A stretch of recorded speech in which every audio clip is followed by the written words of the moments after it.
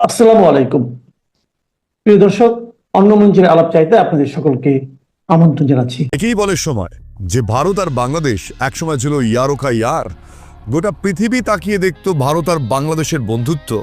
আর আজ সেই ভারত এবং বাংলাদেশ যুদ্ধের পথে যাবে কিনা তা নিয়ে আমাদের ভিডিও বানাতে হচ্ছে। কিন্তু এই চিন্তা কিন্তু আস্তে আস্তে অনেকটাই ভাবিয়ে তুলছে। কারণ কি জানেন, শেখ হাসিনা দেশ ছাড়ার পর বাংলাদেশের পরিস্থিতি একটু একটু করে জায়গায় গিয়ে দাঁড়াচ্ছে, যতটা ভয়ঙ্কর হয়ে গিয়েছে।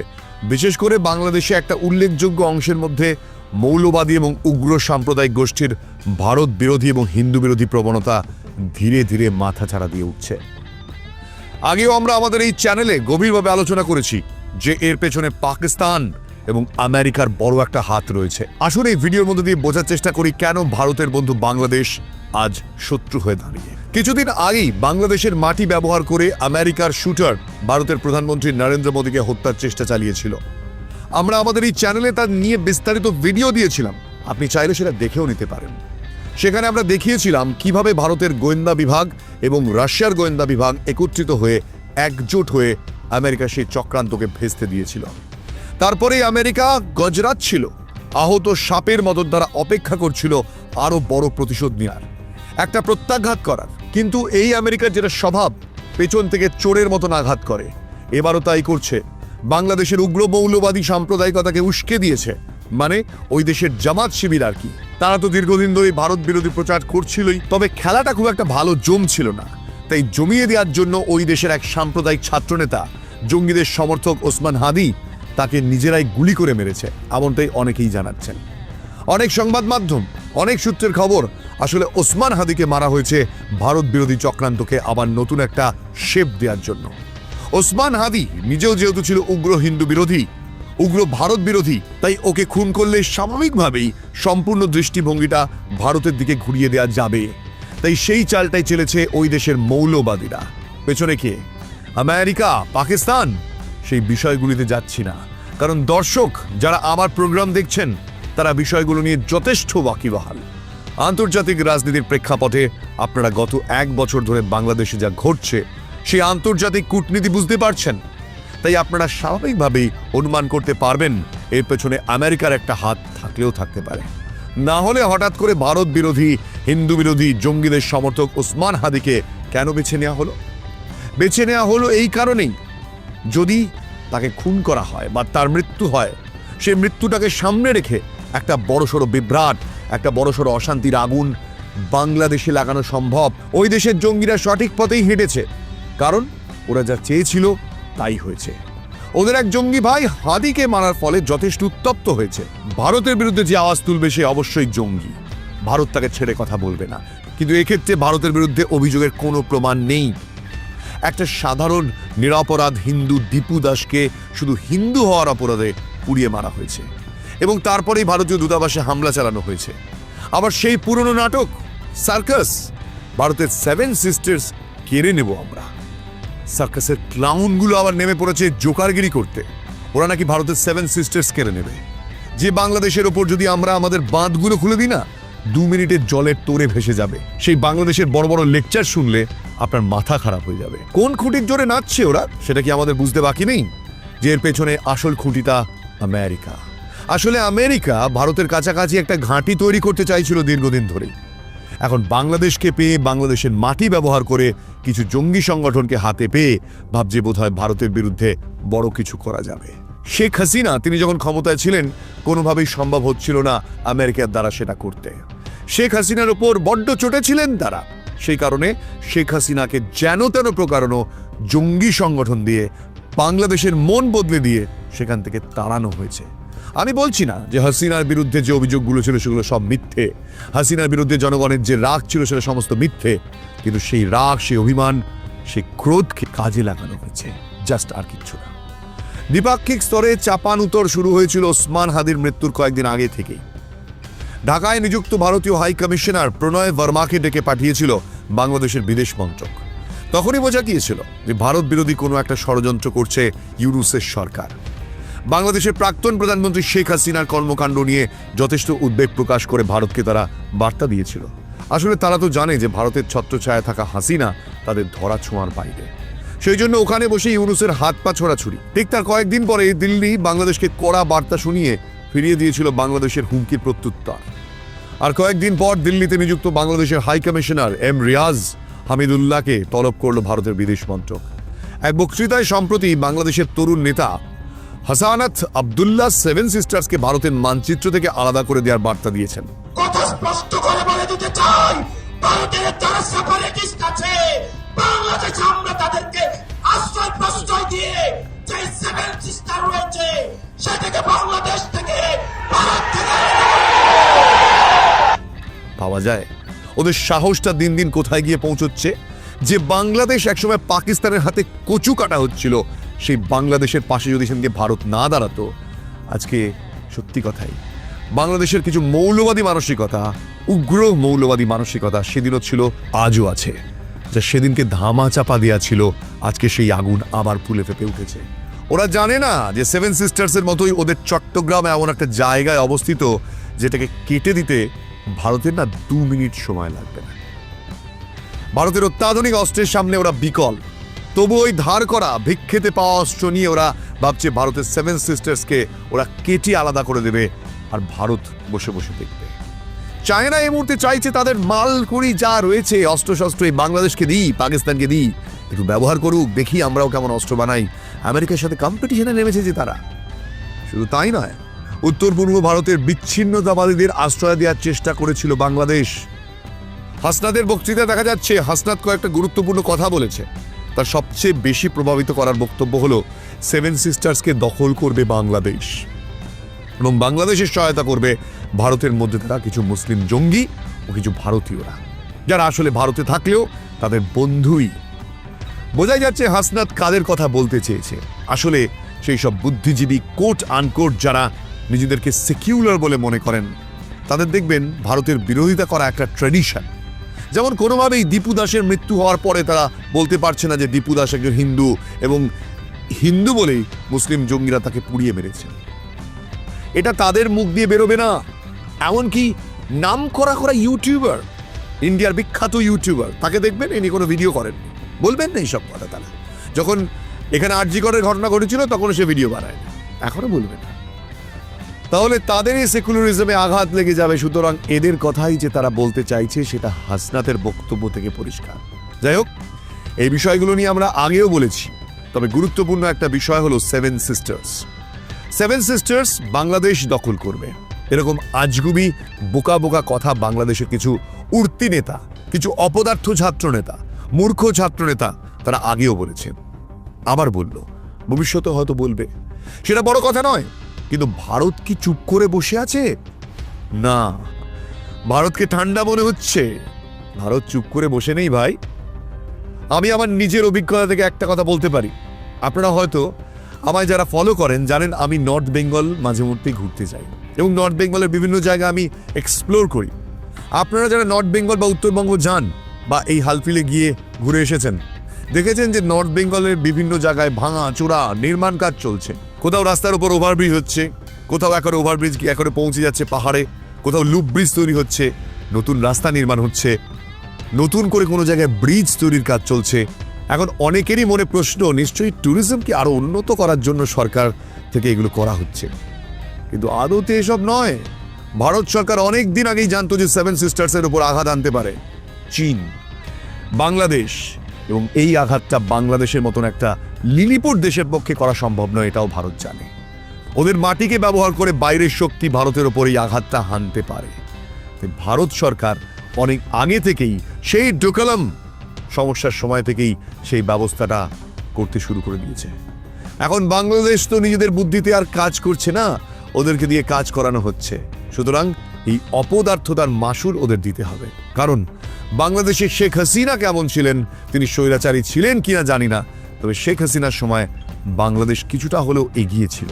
যেমন ধরুন, ওরা জামা কাপড় রপ্তানিতে পৃথিবীতে একটা বড় জায়গায় ছিল, সেই সব তো এখন ব্যবসা ট্যাবসা উঠে গেছে। এখন তো মানে ওই নিজেরাই প্রায় অর্ধনগ্ন হয়ে সেই বন্য যুগে ফিরে যাচ্ছে, বর্বর হয়ে যাচ্ছে। সুতরাং আর ব্যবসা করে অপর লোককে জামা কাপড় পরাবে কি ওরা? ভারত সেভেন সিস্টার্স নিয়ে চুপ করে বসে নেই। বাংলাদেশে নতুন করে অস্থিরতা সৃষ্টি এবং সেই সুযোগকে কাজে লাগিয়ে কিছু জিহাদি সংগঠন ভারতের বিরুদ্ধে বিদ্বেষের সুর চড়াবে, এটা ভারত আগেই বুঝেছিল।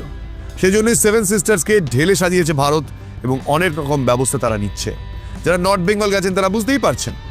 আসামের মুখ্যমন্ত্রী হিমন্ত বিশ্ব শর্মা বর্তমানে বাংলাদেশের পরিস্থিতি এবং সেভেন সিস্টার্সকে নিয়ে তাদের হুমকি শুনে একটা দারুণ কথা বলেছেন। হিমন্ত বিশ্ব শর্মা বলেছেন রাজ্য সরকার সীমান্তে কড়া নজর রাখছে। শুধু তাই নয়, রাজ্য সরকার আসামে এমন কিছু ব্যবস্থা নিয়েছে যা অনেক সুদূর প্রসারী। ওই একই কথা ত্রিপুরার মুখ্যমন্ত্রী মানিক সাহাও বলেছেন। বিশ্ব শর্মা বাংলাদেশের বর্তমান পরিস্থিতি নিয়ে উদ্বেগ প্রকাশ করে বলেছেন যে বাংলাদেশের হিন্দু সম্প্রদায়ের মানুষ নৃশংসতার শিকার হচ্ছেন সেখানকার কিছু মৌলবাদী সংগঠনের জন্য, এবং অদ্ভুতভাবে তাদেরকে এপারের কিছু লোক মৌন থেকে আশকারা দিয়ে যাচ্ছেন। এটা কিন্তু খুব ভয়ের ব্যাপার। সেভেন সিস্টার্সে তাই চূড়ান্ত সতর্কতা আগে থেকেই ভারত সরকার নিয়েছে। তার সাথে সাথে আর একটা কাজও ভারত সরকার করছে। বাংলাদেশের ম্যাপটা যদি আপনারা খুব ভালো করে লক্ষ্য করেন তাহলে দেখবেন ওদেরও কিন্তু দুটো চিকেন নেক রয়েছে। বিষয়টা অপদার্থ মূর্খ জঙ্গিদের সমর্থক ইউনুসের মাথায় ঢুকবে না। বাংলাদেশের পোরখা ও রাজনীতিবিদ বর্তমানে ভারত সরকারের কাছে আশ্রয় গ্রহণকারী শেখ হাসিনা কিন্তু বুঝতে পেরেছেন। তার কারণ তিনি যে বিবৃতি দিয়েছেন তাতে তিনি বলেছেন ইউনুস সরকার সর্বনাশা নীতি গ্রহণ করেছে ভারতের বিরুদ্ধে লাগাতার উস্কানিমূলক কাজ করে। এর মধ্যে বাংলাদেশকে তারা অন্ধকারে খাদের দিকে ঠেলছে। কেন এরকম বলছেন শেখ হাসিনা? তার কারণ শেখ হাসিনা একটা গুরুত্বপূর্ণ বিষয় বলেছেন ভারতকে শিলিগুড়ি করিডোর নিয়ে হুমকি দেওয়া বিপজ্জনক। ওই করিডোরটা ভারতের মাধ্যমে ব্যবহার করে বাংলাদেশ সব থেকে বেশি লাভবান। সুতরাং ভারতের সঙ্গে বাংলাদেশের যে বর্ডার সেখানে যদি ভারত এখন থেকে করা হতে শুরু করে তাহলে বিভিন্ন দিক থেকে বিদেশের সাথে বাণিজ্য করার ক্ষেত্রে কিন্তু বাংলাদেশের সারে সর্বনাশ হবে। ভারতকে টপকেই তো তাদের যেতে হবে। সুতরাং সেই সব ক্ষেত্রে ভারত সরকার যদি করা হয় তাহলে জিনিসপত্রের দাম অনেক বাড়বে। কারণ ভারতের আকাশ সীমা, ভারতের জলসীমা এগুলো ছাড়া বাংলাদেশের আর কোনো উপায় নেই বাইরের দেশে গিয়ে ব্যবসা করার। সেই সব জায়গায় ভারত সরকার যদি করা হয় বাংলাদেশের সর্বনাশই হবে। ভারতের বিরুদ্ধে এই শত্রু মনোভাবাপন্ন প্রজেক্ট নিয়েছে উগ্রপন্থীদের একটা অংশ।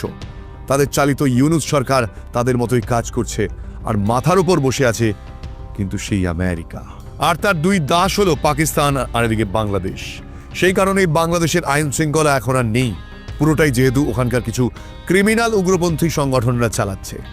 এমনকি বর্তমান সময় আর একটা বিষয় দেখা যাচ্ছে, সেটা হলো কিছু ছাত্রনেতা যাদের শিক্ষা দীক্ষা রাজনৈতিক বুদ্ধি দেশ চালানোর ক্ষমতা কিছুই নেই, তারা তাদের কিছু ওই বাচালতাসুলভ কথাবার্তা দিয়ে ভারতের বিরুদ্ধে তোপ দাঁড়ছে। যদি যুদ্ধ লাগে না, ভবিষ্যতে আমেরিকা চাইছে বাংলাদেশটাকে নিজেদের ঘাঁটি হিসেবে ব্যবহার করতে আর নিজেদের ব্যবসার সুরক্ষা নিশ্চিত করতে। এর ফলে বাংলাদেশের যে কি করুণ অবস্থা হবে বাংলাদেশ জানে না। বাংলাদেশ পাকিস্তানকে বন্ধু বলছে। হায় রে বাংলাদেশ, যে ভারত একদিন তোমাদের সাহায্য করেছিল তোমাদের ভাষার আন্দোলন থেকে শুরু করে তোমাদের মর্যাদা দেওয়ার জন্য, সেই ভারত আজকে তোমাদের শত্রু হতে পারে। কিন্তু কোন অর্থে তোমরা পাকিস্তানকে বন্ধু বলো? এটাই তোমাদের যাচ্ছে না। আসলে বাংলাদেশের জাত সেদিনকে আগের ভিডিওতেই বলেছিলাম, শ্যাম মানিক সব বুঝতে পেরেছিলেন। বাংলাদেশের কিছু শত্রু যারা বাংলাদেশেরও শত্রু, এমনকি ভারতের তো অবশ্যই বড় শত্রু, সেই মানুষগুলোকে জাস্ট দমিয়ে রাখা হয়েছিল। বর্তমানে তারা জেগে উঠেছে। এবার ভাবুন, দক্ষিণ পূর্ব এশিয়া যদি বাংলাদেশকে ঘাঁটি করে আমেরিকা তাদের ব্যবসা চালায়, নিজেদেরকে সুরক্ষিত করার জন্য চীনও সেখানে এগিয়ে আসবে। তারা মায়ানমারকে ঢাল করবে। অন্যদিকে ভারতকেও নিজেদের সুরক্ষা সুনিশ্চিত করার জন্য তার নদীপথ এবং জলপথ সুরক্ষিত করার জন্য বাংলাদেশের বিরুদ্ধে ব্যবস্থা নিতে হবে। আর পাকিস্তান তো রয়েছে।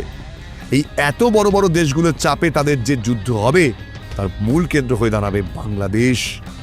সেটাই হবে সেন্টার, এপিসেন্টার। ভূমিকম্পের যেমন এপিসেন্টার হয় সেই রকম তার উপর যুদ্ধটা হবে। এতগুলো দেশের চাপে বাংলাদেশের মানুষ না পিষে মারা যাবে।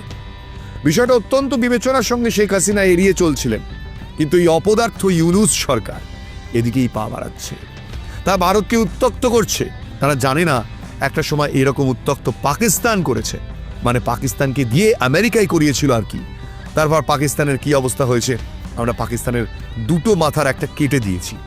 সুতরাং এখন বাংলাদেশও যদি সেদিকে যায়, ওই কিছু অর্বাচীন অপদার্থ মূর্খ বাংলাদেশের ছাত্রনেতা যারা চিকেন নেক কেটে নেবো বলে লাফাচ্ছে, তখন ওদের ল্যাজটা যে আমরা কখন কেটে দেব আর কোন সময় যে চট্টগ্রামটা টুকুস করে বেরিয়ে চলে আসবে এদিকে ওরা বুঝতেও পারবে না। সেরকম কোনো পরিকল্পনা কি রয়েছে ভারত সরকারের? আসলে ভারত সরকার কিন্তু কয়েকটা গুরুত্বপূর্ণ পদক্ষেপ নিয়েছে। আমরা দেখতে পেয়েছি আগের থেকে অনেক করা হয়েছে ভারত সরকার। ভারত সরকার অলরেডি এটা বলেছে, ভারতের বিরুদ্ধে উস্কানি বন্ধ না হলে কড়া পদক্ষেপ নেওয়া হবে। এবং এটা বলার 24 ঘন্টার মধ্যে আমরা দেখতে পেলাম বাংলাদেশকে ভিসা দেওয়া বন্ধ হয়ে গিয়েছে। আমাদের এখান থেকে বাংলাদেশে কটা লোক যায় এবং কি করতেই বা যাবে? কিন্তু আপনি আমাদের এখানে ভিআইপি রোড বলুন, শিয়ালদা বা আমাদের ধর্মতলার বিভিন্ন হোটেলগুলো দেখুন বাংলাদেশিদের ভর্তি। এমনকি আপনাদের এই আন্দোলনের জন্য আপনাদের দেশের লোকই আটকে পড়েছে, নিরীহ বাংলাদেশি মানুষজন। তারা চিকিৎসা করাতে আসেন, ম্যাক্সিমাম লোকজন এখানে আসে চিকিৎসা করাতে। আমাদের হাসপাতালগুলোই তো আপনাদের প্রায় দখল করে রাখা। ভিসা দেয়া বন্ধ করা মানে বাংলাদেশের চিকিৎসা ব্যবস্থাটা পুরোপুরি কোল্যাপস হয়ে যাবে। ভারতে এসে সস্তায় খাওয়া দাওয়া, চিকিৎসা করানো, এরকম ব্যবস্থা তো আর অন্য কোথাও পাবেন না। আর বাংলাদেশের মতন জঙ্গি দেশে চিকিৎসা ব্যবস্থা তো দূরের কথা, সামান্য মেডিকেল স্টোরও খুব একটা নেই, সন্দেহ আছে। সেই কারণে নিরীহ মানুষগুলো আমাদের দেশে আসেন চিকিৎসা করার জন্য, সেগুলোও আপনারা বন্ধ করে দিয়েছেন। নিজেদের পায়ে কুড়ুল মারতে ওই অপদার্থ মূর্খ দেশটাই বোধহয় পারে। আমি বাংলাদেশের সবার কথা বলছি না, বাংলাদেশের জঙ্গি মানসিকতার লোকগুলো আর এই জঙ্গি ইসলামিক উগ্রপন্থী যাদের কথা এখন বাংলাদেশের অন্যতম বেশিরভাগ ইসলামিক মানুষজন ডাকছেন, আস্তে আস্তে তারা জঙ্গি হয়ে যাচ্ছেন, সেই মধ্যযুগের বর্বরতার দিকে ফিরে যাচ্ছেন। আমি তাদের কথা বলছি। ভারতকে খোঁচানোর ফল হলো ওদের ভিসা আমরা বন্ধ করলাম, এবং তারপর আমরা কি দেখলাম? পাল্টা ওরা ভিসা দেওয়া বন্ধ করলো। এবং গা জোয়ারি করে কিছু হয় না, ওরা ভিসা দেওয়া বন্ধ করলো, তাতে কি যায় আসে? ওদের দেশের লোকেরাই চিকিৎসা করাতে আসতে পারছে না, ওরা তাদেরকে আসতে দেবে না। মানে ওদের স্বাভাবিক মনোভাবটা কি বলুন তো? আমাদের দেশের থেকে আমাদের দেশের লোক মরুক, তাদের কিচ্ছু যায় আসে না। সে ওদের দেশের লোক মরুক বা বাঁচুক, আমাদের তাতেও কিছু যায় আসে না, ওদের দেশেই থাক। তো বাংলাদেশকে এবার ভাবতে হবে যে বাংলাদেশের মানুষকে ভাবতে হবে তারা কি করবে। কারণ ভারত সরকার কিন্তু অলরেডি ব্যবস্থা নেওয়া শুরু করে দিয়েছে। তলায় তলায় যা ব্যবস্থা নেওয়া দরকার, সেভেন সিস্টার্সকে সুরক্ষিত করার থেকে শুরু করে বাংলাদেশের বিরুদ্ধে বিভিন্ন জায়গায় কিন্তু অ্যাকশন শুরু করার পরিকল্পনা শুরু করে দিয়েছে ভারত। অন্তত সংশ্লিষ্ট মহলের বিশেষজ্ঞরা তাই বলছেন। এবার অন্তত বাংলাদেশের মানুষের একটু শুভবুদ্ধির জাগরণ হওয়া উচিত। এই জঙ্গিদের হাত থেকে নিজেদের দেশটাকে বাঁচানোর জন্য তাদের একটু সচেতন হওয়া উচিত। তা না হলে কিন্তু বাংলাদেশের জন্য ভয়ঙ্কর দিন আসছে। কারণ ভারত যখন যখন খ্যাপে তখন কিন্তু মহাপ্রলয় হয়। ৭১ আমরা সেটা দেখিয়ে দিয়েছিলাম। এবারে ওদের কিন্তু আর কোনো বঙ্গবন্ধু নেই, ওরা নিজেরাই এখন একটা জঙ্গি মানসিকতার লোককে নিজেদের মাথায় বসিয়েছে। আর একটা জঙ্গির সমাধি তৈরি করেছে মানবতার কবি কাজী নজরুল ইসলামের পাশে। আজকে তো ইউনাইটেড নেশনসও কড়া নিন্দা করেছে এই ঘটনা। আস্তে আস্তে ইউএনও তাদেরও ঘুম ভাঙছে। একটা জীবন্ত মানুষকে পুড়িয়ে মেরে দানবিক উল্লাস সারা পৃথিবী দেখছে। সারা পৃথিবীর কাছে একেই তো একটা অপদার্থের দেশ বলে পরিচিত এই বাংলাদেশ। তার মধ্যে ভারত কিন্তু ইউএনওতে এই বিষয়গুলো পেশ করবে। পাকিস্তানের নাচানাচিতে কিচ্ছু হবে না, পাকিস্তান ওদের কোনো সাহায্যই করবে না। ওই একটা বিশ্বাসঘাতকের দেশ। কারণ একটা জীবন্ত মানুষকে পুড়িয়ে মারার মতন মূর্খামি যে দেশ করে, এই বর্বরতা যে দেশ করে, সেই দেশকে সারা পৃথিবীর অন্যান্য দেশগুলো আস্তে আস্তে বর্জন করবেই করবে। আজ হিন্দু বিরোধিতা, মানবতা বিরোধিতা, মধ্যযুগীয় বর্বর কায়দায় নিজেদের ধর্ম পালন দিয়ে আধুনিক বিশ্বে ওরা কিন্তু বেশি দিন টিকে থাকতে পারবে না। আর সেটাই হবে মোক্ষম চাল ওদের কাছ থেকে চট্টগ্রাম ছিনিয়ে নেয়ার। ভারতকে সেই পথেই হাঁটছে। বাংলাদেশের মানুষের শুভবুদ্ধির উদয় হয় কিনা এটাই এখন দেখা, নাকি ভারতকেই নামতে হয় হিংস্র হায়নাদের দাঁতগুলোকে নিজেদের বিয়নের দিয়ে একটা একটা করে উপড়ে নেওয়ার জন্য। সেই দিনটার প্রতীক্ষায় আছি আমরা সবাই, হয়তো আপনিও আমিও। যাই হোক, আজকের মতন এইটুকুই। আর এটুকু বুঝতে পারছি যে বাংলাদেশের মানুষও, শুভবুদ্ধি সম্পন্ন মানুষেরা বুঝতে পেরে এই মুহূর্তে বুঝতে পারছেন যে বাংলাদেশের এই কৃত্রিম স্বাধীনতা আদতে বাংলাদেশের মানুষের জন্য বিষ পান, তাছাড়া আর কিচ্ছুই নয়। সময় আসছে, মানুষ জাগবে। আর এই ভিডিও প্রচুর মানুষের কাছে পৌঁছে দিন, এটা বোঝার জন্য বর্তমান পরিস্থিতিতে বাংলাদেশকে দমন করার জন্য ভারত সীমান্তে একেবারে চুপ নেই। যাই হোক, এই ভিডিওটা ভালো লাগলে প্লিজ আমাকে সাবস্ক্রাইব করে যেতে ভুলবেন না।